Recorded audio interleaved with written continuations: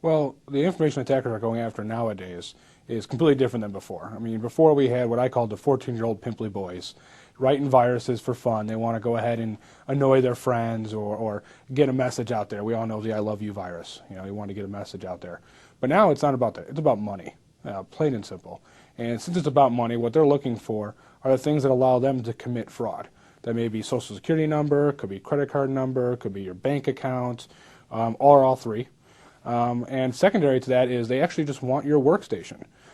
Your computer is a resource. It consumes power, it has a hard drive and storage space, and attackers can use that. They get thousands of these together, and they can put them together into an army and go after other countries, corporations, enemies, and cause those computers to go offline. They're using your computer as a weapon. So if they're not after money, they're usually after just selling your computer to other people. The definition of malware has kind of changed over the years. Originally, malware is used, and still is today, just as a catch-all for everything that's malicious. Any type of program that you don't want it doing something on your system. Traditionally, it was just malware was used for viruses. Now we have viruses, Trojans, Rootkits, and other tons of thousands of other names for these different things. But malware in general is something that is doing something on your system you don't want it to do. That could be pop-ups that are coming on your screen. It could be, like the newest threats, now allowing you to access certain files on your computer. Or it could be just fake security software, which is something that you install, you think is protecting you. In actuality, it's not protecting you at all. It's selling your computer to attackers. And so rootkits have grown out of this need for attackers to maintain control of your machine. Once they install some software on there, they need to make sure that they can always get access to your machine. And if they don't get access to it, they've just lost revenue potentially, right? They now have one less soldier in their army, if you will. And so rootkits are there. They're installed really, really deep in the system. They're the most difficult piece of malware to get rid of. They involve a lot of deep, intricate hooks into the operating system. And once they're there, difficult to get rid of. And when you do get rid of them, they can come back. We've seen rootkits where you think you get rid of the malware or the rootkit, and a month later, it was just being dormant. I was just waiting for some time to start up again. So that's kind of what malware rootkits are. There's been improvements in security products and operating systems for years to help thwart this problem.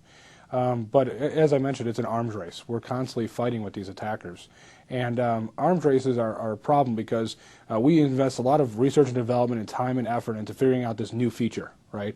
And this thing's going to solve all of our problems. We put it in there, and then come to find out 6 months later, well, they found a flaw in that idea, and we have to go back to the drawing board. And so the operating systems have gotten a lot better. I mean, you look at Microsoft as a great example. Windows XP, Windows 2000, riddled with problems. But they decided to take a fundamental approach to security in their company. Everybody lives and breathes security now. And Windows 7, the newest operating system, much better. They made some significant improvements. There's actual new functions in Windows 7 that if you take the exact same piece of malware from Windows 2000 and put it on Windows 7, it won't work.